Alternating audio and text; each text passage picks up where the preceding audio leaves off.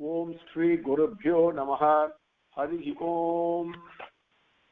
Sumukascha Ekadantascha Kapilo Gajakarnakah Lambodharascha Vikato Vignarajo Vinayakah Dhumaketur Ganadhyakshah Palachandro Gajananah Vakratundah Surpakarno Herambah Skandhapurvajah Sutvam Baradharam Vishnum Sasivarnam Chaturbhujam Prasannavadanam Dhyayet Sarva Vignopasantaye Yasyadviradavakradhya Parishadhya Parasatam Vighnam Nidhanti Sasatam Vishwaksenam Tamastraye Guru Brahma Guru Vishnu Guru Devo Maheswarah Guru Sakshat Param Brahma Tasmai Sri Gurave Namaha Satchidananda Rupaya Krishnaya Aklishtakarine Namo Vedanta Vedhyaya Gurave Buddhisakshine Krishnadvaipayanam Vyasam Sarvabhutahite Ratam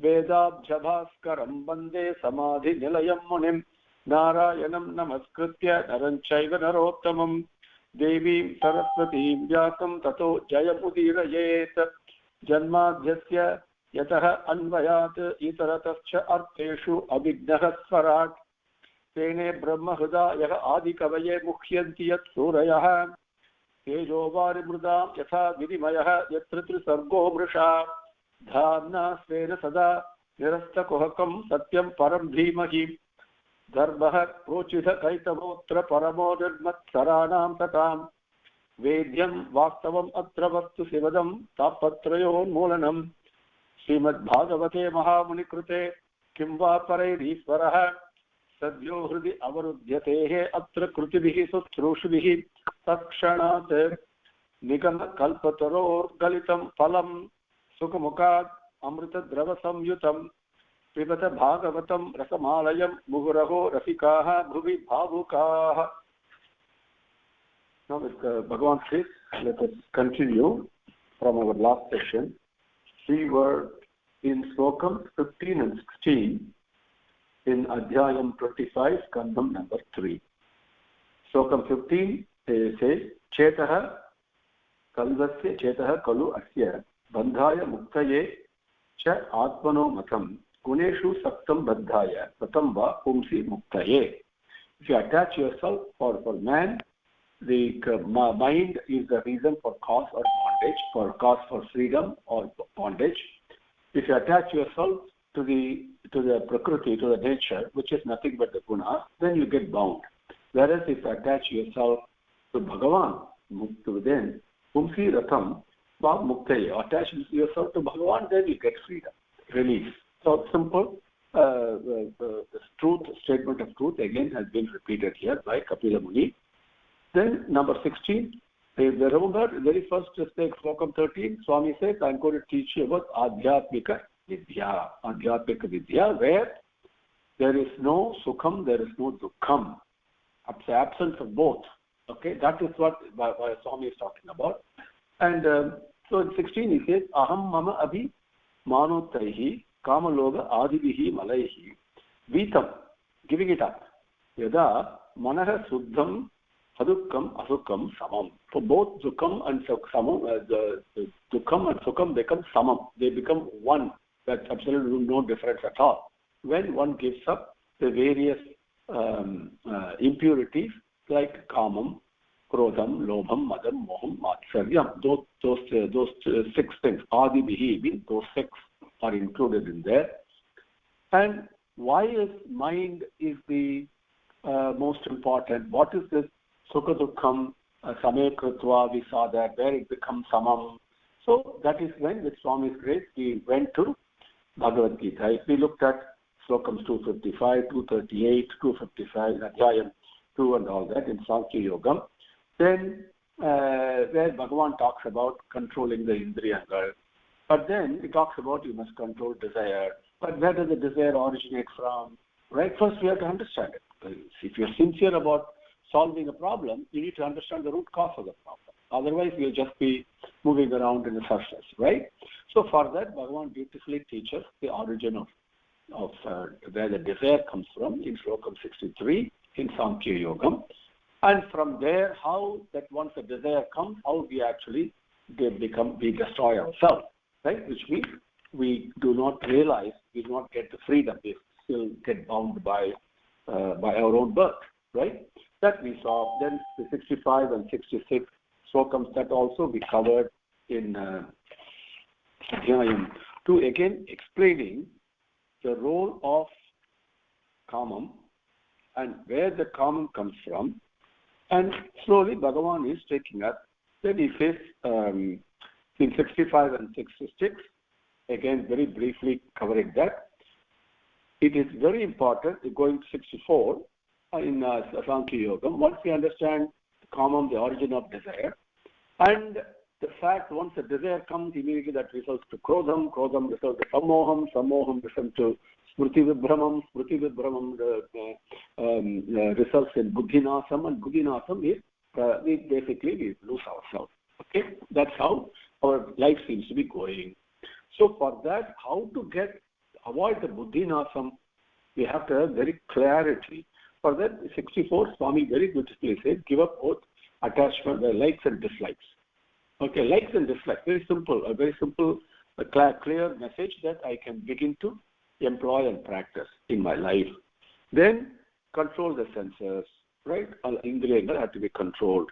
And keep the company of Bhagavan, indweller, and move about in the world. Do all the things you have got to do. Eat, speak, drive a car. It doesn't matter. Do the work in the office. It really doesn't matter what work you do, but do it this way, without any like or dislike.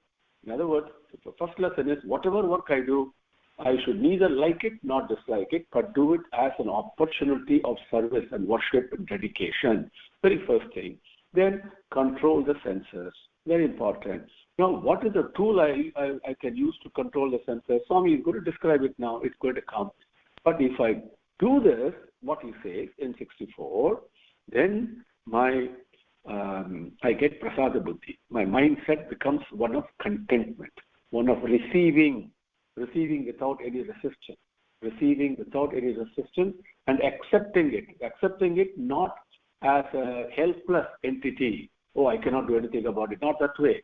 Accepting it as Bhagavan's prasadam, with enthusiasm, with delight, with happiness, accept whatever comes. So that way, with Bhagavan's prasadam, so as a blessing, okay, that's the correct way, accepting it as blessing from Bhagavan, that slowly, that mindset begins to develop. Up to that point, we came in 64.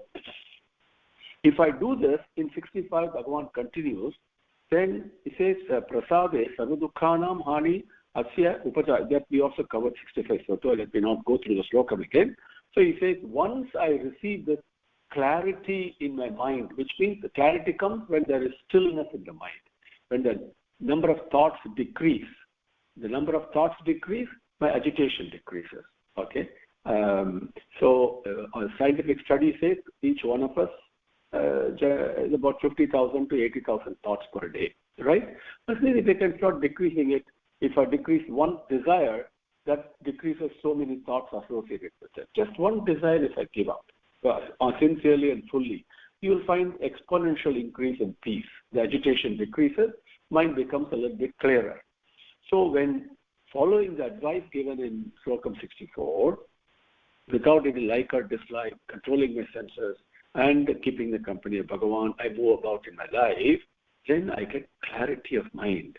And that one, the clarity of mind comes, that is where the buddhi becomes firmly established, manifests itself. The vivekam, the discrimination, becomes very strong between the permanent and the temporary.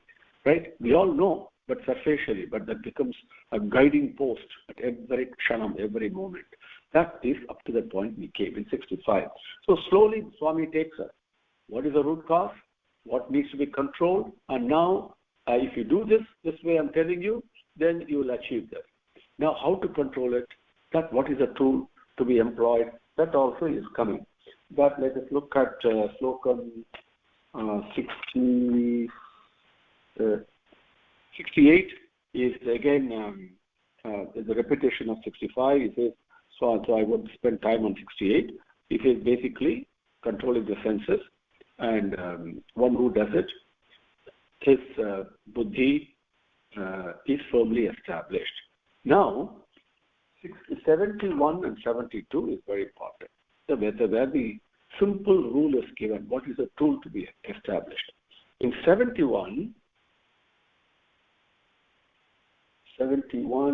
and 1 second, I have one more thing here that I want to develop. Okay. Right, 71 and 72. Then we'll cover that in Adhyayam 3. Okay. So in 71, Vihaya Kaman Yaha Sarvan Umam Charati Nispravaha Nirmamo Nirham Karaha Saha Shantim Adhigachati. Okay, very simple Sanskrit, you all will understand it. Kaman Vihaya, Kaman Vihaya. One who gives up the desire. How do you give up desire? That's like, desire, I want to give you up. Try doing that, it will not happen. Because the mind will think only about it. Very simple. Okay? The way to give up desire is to resort to something stronger than the mind. Okay? Because mind wants that. But how do I say mind here don't want it? They have to go somewhere else for it. Okay? Automatically this will leave. That how is it done? We will see very shortly. So one Kaman Vihaya, one who has given up desires, Sarvan Kaman, all desires, one who has done Nispraha means not being absolutely coupled or disturbed or bothered with or attached to anything, just move about. Charati, he lives his life. And how does he live? Then Nirmamo Nirahamkaraha. Then he does not have the feeling of I and mine. Okay, only when all the desires are given up and you still lead your life. Okay, that's the duty. The body is given to serve others. Okay, whatever opportunity comes, it's a blessing from Bhagavan. That mindset, you keep on doing things. There is no stoppage to action. Okay, you cannot will away action. It has to leave you.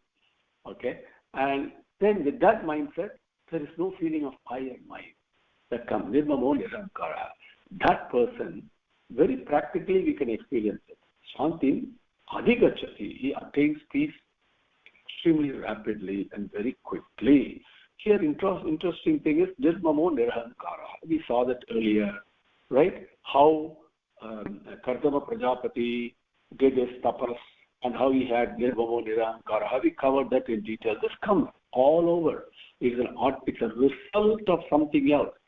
The absence or giving up the feeling of I and mine does not happen just because I want to give it up.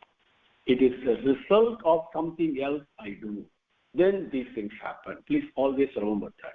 Once this happens, because I've done that something else, okay, so all these things begin to happen, then Shantim Adhigachati. That Adhigachati means attaining it rapidly. That Shantim Prashantam, the state of absolute peace, bliss, is what Satyam, the Jnanam, Anantam, as Upanishad says, okay? That is attained. So Bhagavan says in the next slokam in 72, Yesha Brahmi Sitihi Partha, he says, Nainam Prapya Vimuhyati, Stitva Asyam Antakalepi Brahma Nirvanam Prichati, he says. The first few words are unbelievable.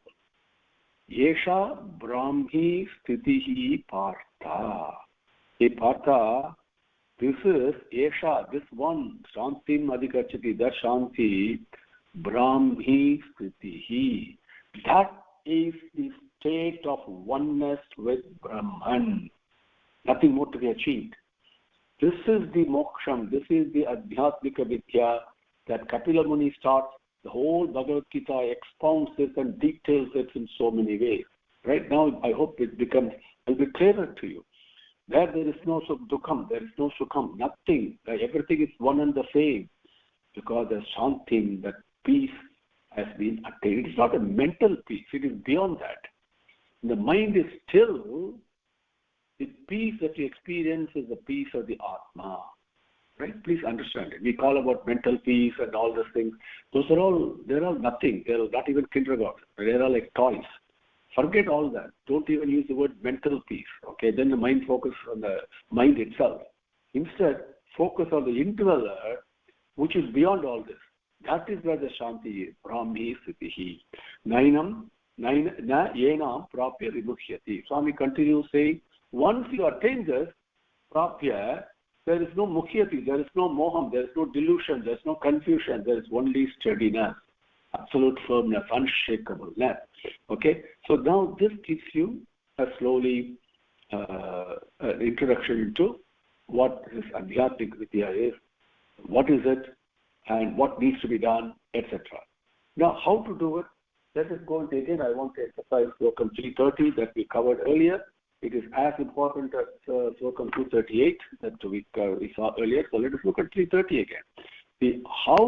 What one thing I should do that will give me all the other results. I cannot say to the mind, give up, it's not going to happen. Whereas, Mayi Sarvani Karmani, now in Slokam 30, Adhyayam 3, Mayi Sarvani Karmani Sanyasya Adhyatma Chetasa. Very important. All actions, you leave it with me. You do it to please me as my agent. Nirafir Nirmamo Bhutva, without the feeling of any desire for actions or desire for results, desire for success, desire for getting some piece of work or avoiding some work. Doesn't matter. None of those. Whatever comes, you just do it as the agent to please me. Nirmamo, without the feeling of it. Then you engage in battle, the life battle like that, without any agitation. Vigadhat jwaraha, without any mental agitation, do your job. Okay, very practical advice. Now, if you go to Slokam 336, now Arjuna now naturally asks the questions you and I have. Swami, this is all fine and dandy what you say. Yes, I very much want to do it. It is so beautiful. I want to achieve that same Santam that you say, Brahmi Sthitihi, right? Who wants misery and suffering? I want to go beyond that, right? Where there's only Amedi, only Santam is there. Okay? I want that stage. But how to do it, Swami? I want to do it, but it is wanting to do it. How come I do keep on doing things that are contrary to it? Right? That is basically the essence of the question in Slokam 36 in Adhyayam 3. Let us take that because these are important. 36, 37, and 41, 42, 43 will cover. I think then you'll understand the role of the mind. Why it says mind is a cause for bondage or release or freedom. Okay? And once that's understood, and then what to do with the mind is also understood, how to do it, and where to do it, and when to do it. All those are understood. Then we will proceed, take up Kapila's teachings and proceed in Bhagavatam. Okay? So, Arjuna Vacha in Slokam 36 in Adhyayam 3, Atha Kena Prayuktaha Ayam Papam Charati Purushaha Anichan Api Varshneya Balat Iva Niyojitaha. Atha Kena Prayuktaha Ayam Papam Charati Purushaha Anichan Api Varshneya Balat Iva Niyojitaha. A Varshneya, who belongs to the Vishnu clan, Krishna, Atha, but in spite of that, in spite of what? Anichan api, not desiring to, in spite of not wanting to do it, Ayam Purushaha, this man, Kena, by what? Prayuktaha, being pulled and pushed by what? Balat, very powerfully. Niyojitaha ivaha, it means thrust into something. Papam charati, does sin. Sin means not obeying your command. So by what is he pulled and pushed so powerfully and pushed into committing disobedience to you, even though he does not want to disobey you? He wants to anichan-api. By what is it happening? So that is Slokam 36. I hope it's clear to you. I'm moving a little bit faster. And number 37, Bhagavan answers naturally.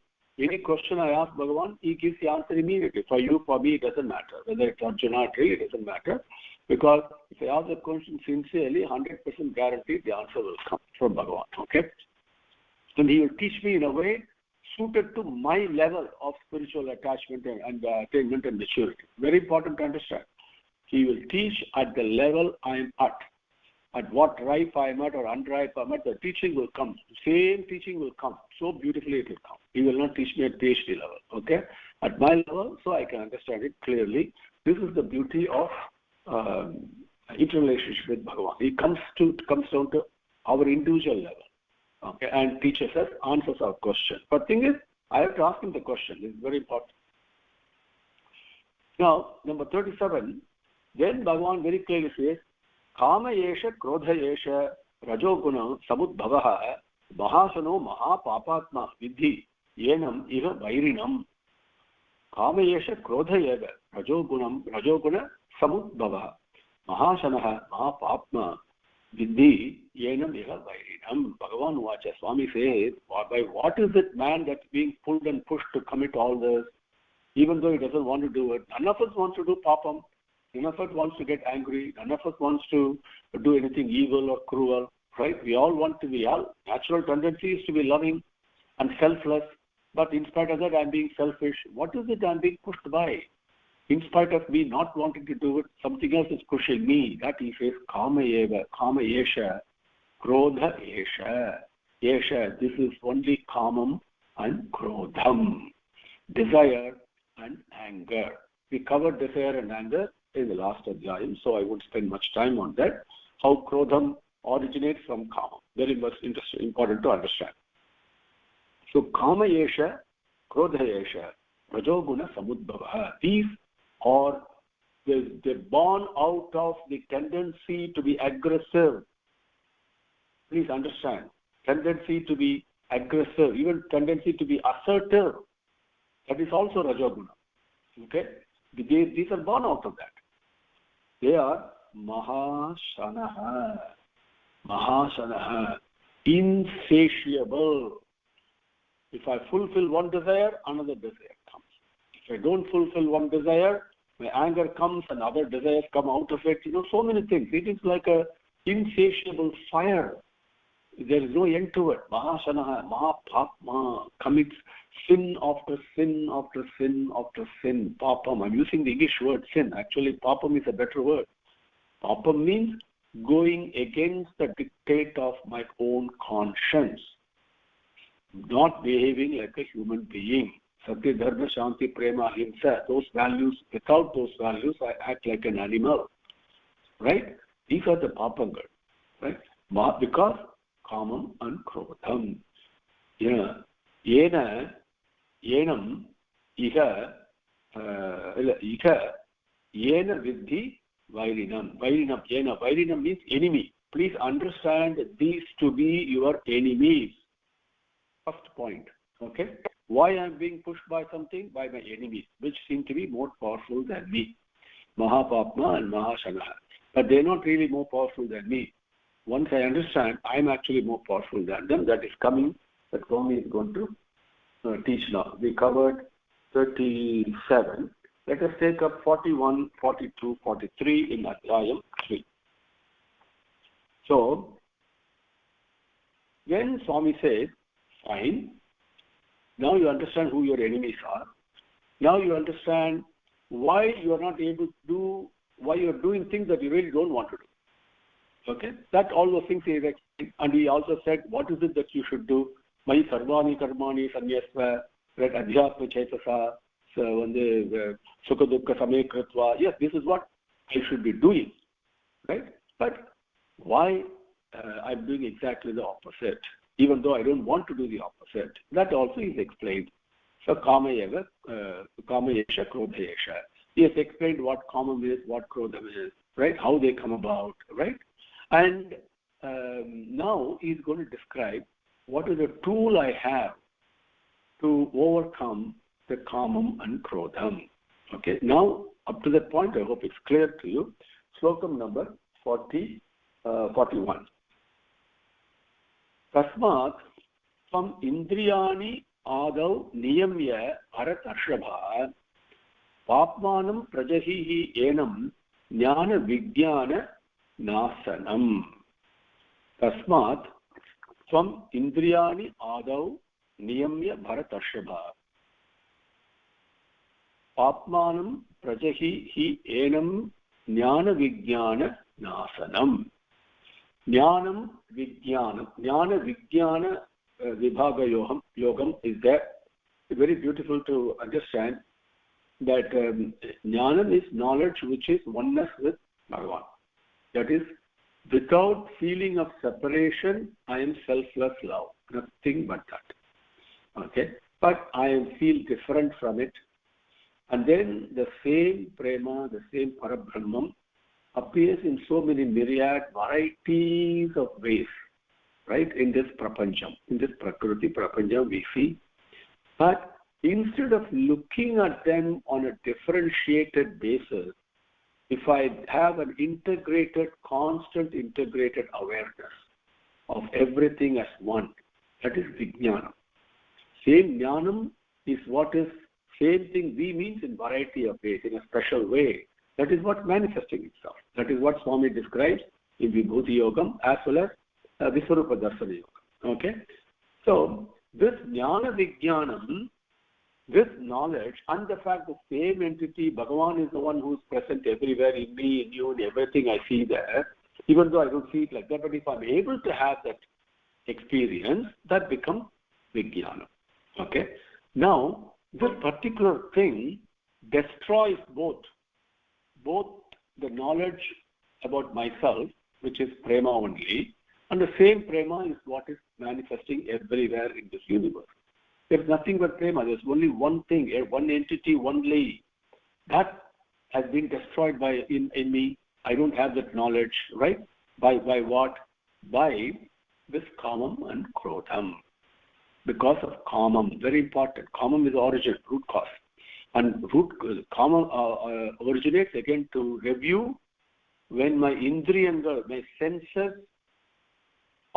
touch their corresponding objects little bit longer than they are supposed to. If my eye looks at something longer than it is supposed to look at it, it becomes attached to it. I become attached to it. Once I become attached to it, desire comes. Remember that. Same way my ear. It's supposed to hear sound. Yes, true. Bhagavan's music is what's supposed to hear. Suppose I hear something, fine. If I hear it a little bit longer than I'm supposed to pay attention to what I'm doing, I become attached to it. It's as simple as that. So please understand it. That's where the kamam comes from. So, Bharata Rishabha means the supreme, the leader, the best among Bharatas. Hey Arjuna, Tasmat, Tvam Adav, Tasmat, therefore you Adav in the beginning, right at the beginning, what is the first thing you got to do? Indriyani Niyamya, control your Indriyangal. Make sure that the senses do not play around longer than they're supposed to. They're supposed to do their job, but do it in limits. Control their play. Okay? Because what happens when they go without control, they destroy both jnanam and vijnanam and compel you into doing papangal. Please understand. So control, sense control is the very first step that you have got to do. Okay? In order to achieve the final adhyatmika vidya, the first step is sense control. Okay. Then, how to control the senses? Next question comes, right? For that, Slokam 42 beautifully describes how to do it. And this is what I wanted to share with you. So it is not like kamam and krodham or by mahashanaha, mahapapmanam, vairinam, all those things come. Yeah, enemy is true. But I can control them by following Slokam 42, which is Indriyani Parani Avuhu Indriyebhyah Param Manaha Manasaha tu Para Buddhihi Yaha Buddhehe Parataha tu Saha. Read this again, very important order, hierarchical order to understand. Okay? Hierarchical order of the in terms of increasing power. Okay, who's controlling who? That is what we try to understand in this. Indriyani parani avku. Indriyebhyah param manaha. Manasaha tu para buddhihi. Okay, I'll take. I realize I just crossed my time, but let us finish this Slokam 42 before we close for today. So, Indriyani parani auru, Indriyebhyah param manaha, manasaha tu para buddhihi, yaha buddhehe parataha tu saha. Indriyani parani ahu. Indriyangal or the senses are very powerful. We all know that, right? In our own experience, all senses are very powerful. Once I lose one sense, I realize how powerful it was, right? While I have it, I don't realize it, but they're very powerful. But Indriyebhyaha param manaha. The mind is more powerful, superior to the Indriyangal. In other words, the mind can rule over the Indriyangal. Now, but the mind is following the Indriyangal, the senses, therefore the problem comes. But if the mind refuses to follow the senses, then I begin to exercise self-control. How can the mind refuse to resist the pull of the senses? Because they come. Manasaha tu para buddhihi. The buddhi, the discriminatory power, the vivekam we have, is more powerful than the mind. But yaha buddhehe parataha tu saha. Beyond the buddhi, more powerful than that, is saha, that atma. Okay? This Bhagavan, the indweller, the prema, is the most powerful. So using buddhi, turn the mind to the indweller. Automatically, the senses will come under control. Okay, let me repeat it. Using buddhi, the discriminatory power, that says, hey, this is not important. This is not important. This is temporary. Let us go to the important stuff. Let's go to the permanent. Come on, think of Bhagavan. Think of Bhagavan. Think of Bhagavan. The buddhi has to say that. Once I follow the buddhi, command of the buddhi, and then start looking at Saha, the indweller, the Atma, the Parabrahman within me, the selfless love, the senses will automatically be under my control. They will perform their functions, but I will no longer be following them. They will be following me. This is the first step to do sense control and how to do it. Okay, we will continue with Bhagavan's grace in the next session. Om Shri Gurubhyo Namaha. Arihi Om. Samastalokaha Sukhino Bhavantu. Samastalokaha Sukhino Bhavantu. Samastalokaha Sukhino Bhavantu. Om Shanti Shanti Shanti. Harihi Om.